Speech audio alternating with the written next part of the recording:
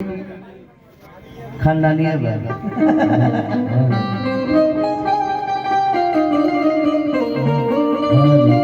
Hello hello.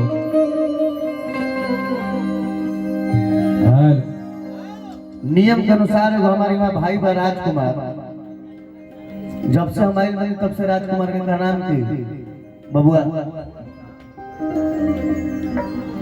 दीपक। दीपक भी गाना गई है तो राजकुमार के का नाम की वो गाना गावे को हम फेरा बना रहे, लेकिन वो कहता है हमरा गावे को प्रभु जी की स्तुति से वो गीत शुरुआत की।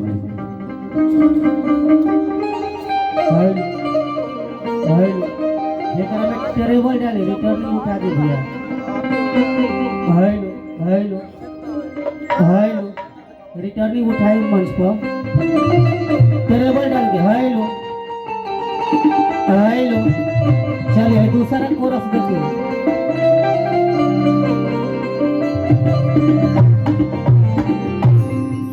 हेलो हेलो हेलो सावरिया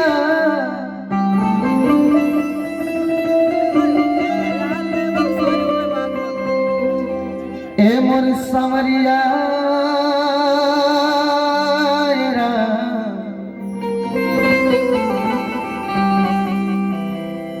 सावरिया रे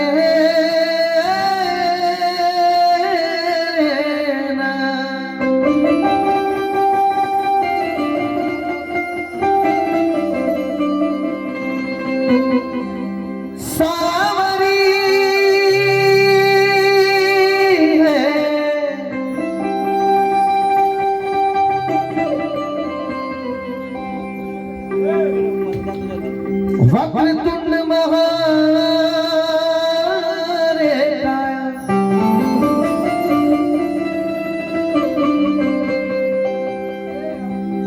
सूर्य कोटि समप्रभा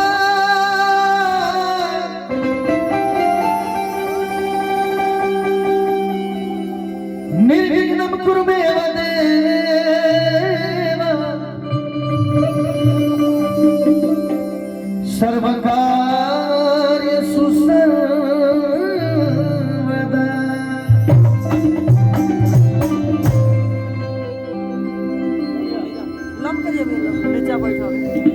कलाकार खातिर सब माफ होला जो ना आम पब्लिक बा हो जाके लगावा ना। छठ माई के जब पर्व होला ओकरा बाद वो छठ के गीत ना गा सकेला ना छठ माई के नाम ले सकेला। एगो बहुत पुराना लय छठ माई के गीत है और वही गीत के धुन पे हमने के गणेश वंदना गौनी सब वही वंदना के फरमाइश में भैया हमरा गावे के पड़ता ना तो जंतर मन का रहे बड़ी पुराना लय याद करना कि काहे जिया दुख भला चलती भला मोहे विसार के इतने बता हे दुल्हा गंगा पार। तो हमारे गंगा पारे ना बने सही बात। तो मैं दुल्हा गंगा पारे ना भइल। लेकिन बाबू के हमारा फरमाइश हमारा राजकुमार के फरमाइश बा तो ओकरा खातिर वो सुनावल जी हमने। हां जी का हो हां टैटू ठीक लगा था। अरे मंच पर सिगरेट मत दिया होगा। सही बात। सिगरेट पर मंच मत बियाह कट जाइए। वीडियो वायरल हो जी बियाह कट जाएगी। वीडियो में सब खिंचाता है। छठ को महान क्यों कहा गया? काहे छठ पर महान काहे कहे? काहे इस गाने को ध्यान से सुनिएगा, मैं गा नहीं रहा हूँ बस लय बता रहा हूँ। छठ में क्या गाया जाता है? काहो जिस जाति से आदमी नफरत करता है, जौने जाति में एक बार छुआ जला घरे जाके नहाला, हां जी उ छठ माई वही जाति से हां अपना पूजा के पहला सामान मंगावे। छोटी रे मोती हर डोमीन बिटिया के लामी हो के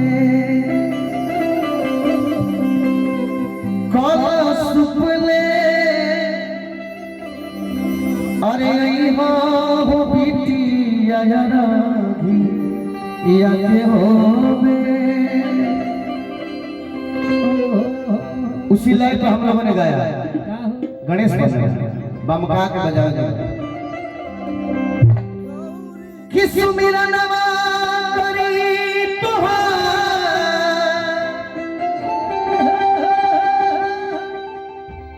सुमिरा नवा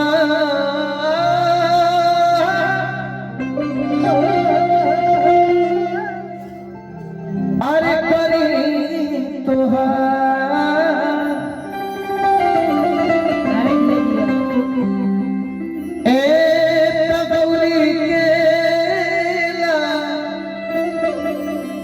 हे लाला नवाए बाबा सुमिरा नवा करी तोहार।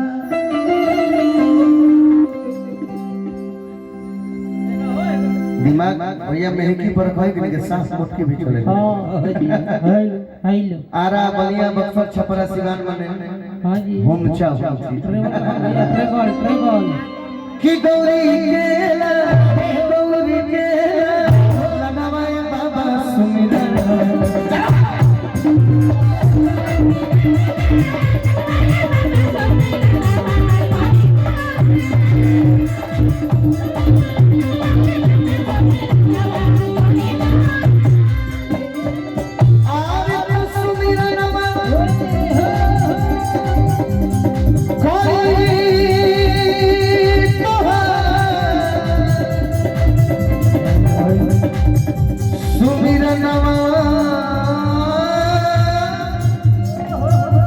आहे करी तोहार ए गौरी केला नवाए बाबा सुमिरा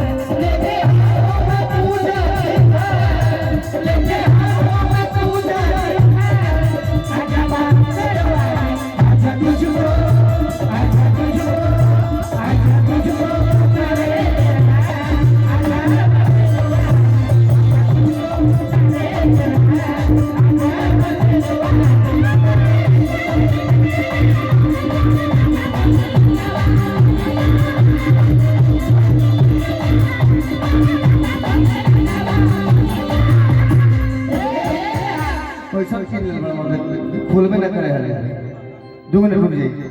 हेलो देखिए भैया बोली छितरा जाता है करो मॉनिटर में हमें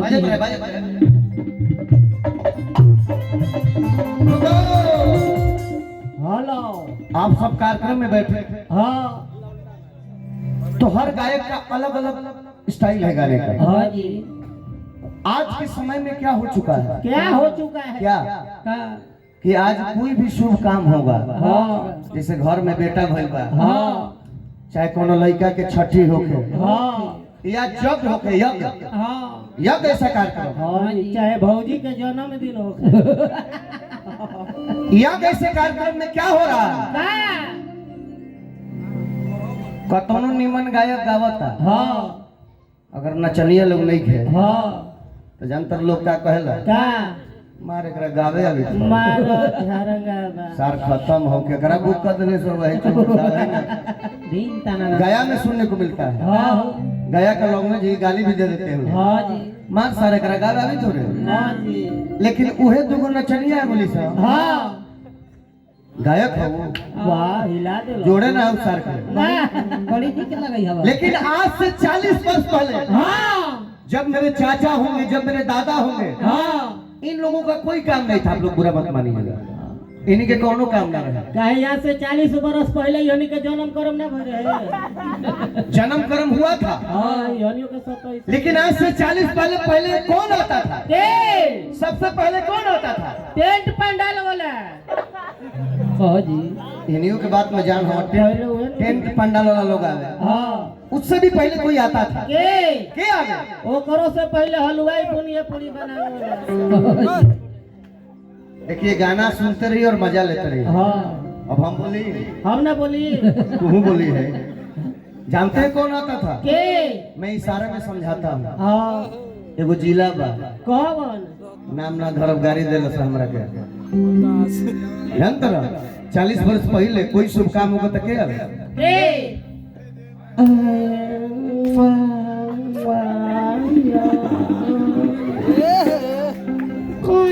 छाका, लौंडा, जितना पुरानी आओ लौंडा के शौकीन हुए हैं। अब वो लोग जब मंच पे आते थे तो कलाकारी देखिए साहब, कलाकारी क्या था? साल कहाँ बड़े मारो झरंगा बड़ा बात भैया गरम बेस बोलता। हाँ भैया कहानी सुने वाह हो जा घुमाए है गजब लगई है ब्यास। पहले लौंडा आवस। हाँ, आ लौंडा ये अगर छठी में तो सर ए ब्यास जानतर कैसा लगा तेरा? कैसा तार बड़की मैंने ना तार मौसा नहीं है। जानतर कैसा ना तेरा ब्यास? कैसा आए हाय मार दो कहां नहीं कर रहे। ए बाबा जब लौंडा लोग आवे तो लोग गावे कैसे? वो चलते कैसे थे और गाते कैसे? जैसे चलो सो वैसे ढोलकिया बाजे बाबू। हाँ जी, उन लोग का जो साड़ी होता था साहेब, वो कबेड़ी तक ना होके मेहरारू लगे। कहाँ तक रहे? वो साड़ी यही ठेहुने पर टंगाई रहे। ठेहुना तक ना रहे ब्यास, पहले कंपनी वैसा निकालते रहे। आधा कट्टी कर ओ घरे तो तार जन्मो करम ना भइल रहे। हमार जन्म करम ना भरे तू जाम रहल। 1942 कहीं गांधी जी जोरे घूमल बनिया जाने के। वो लोग चलते कैसे? गला देखिए भैया, पैर पे ध्यान। तू तो जानता हो, सब जानता हो। चले लो ना तू ना बजे जाए तो भैया मतलब हम ही ना कह कि तू लौंडा के नाच में रह भैया। कैसे चले लो? कैसे? अब फिर गौरी के लौंडा बाज चले लो।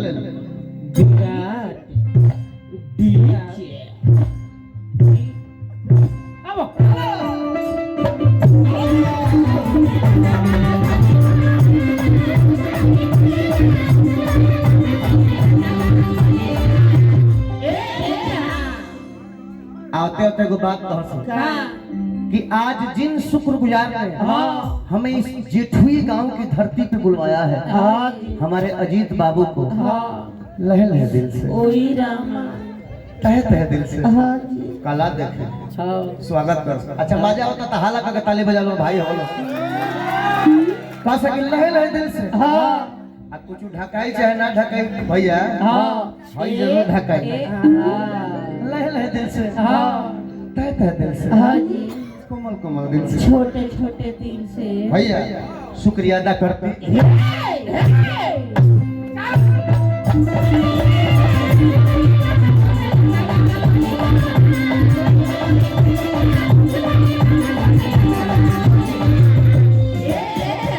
गीत का बस चलो तो ठेका भैया गमछे लिखे रहे छोट मोट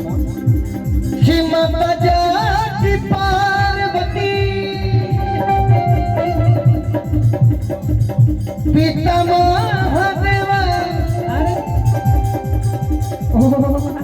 लड्डू के भोग लगे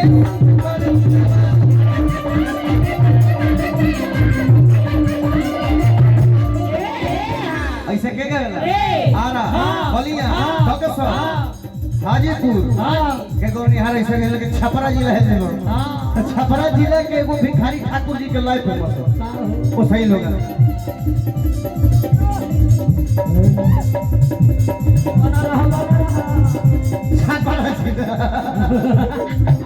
पूरा नहीं माने। अरे माता पार्वती मोर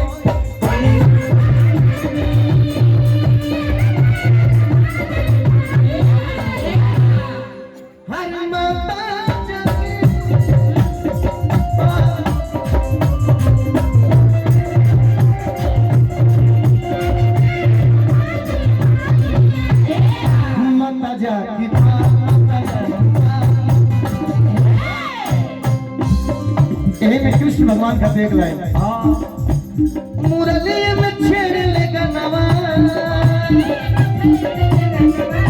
ये मुरली में छेड़ लेगा नवा बनवा में नंद किशोर हो बंसी बजवैया कन्हैया ना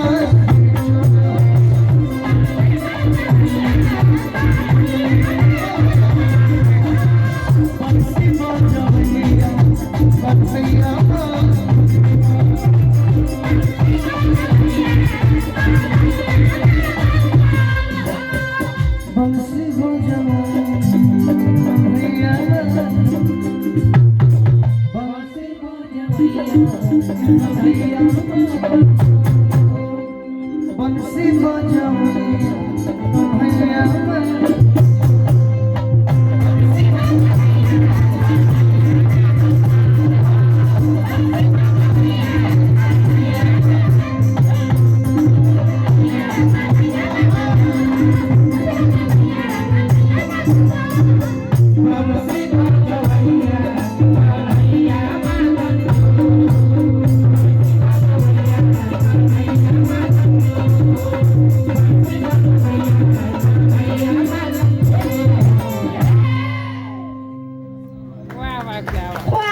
मजा आई ना ताली बजाओ सब भाई आइए आप लोग आइए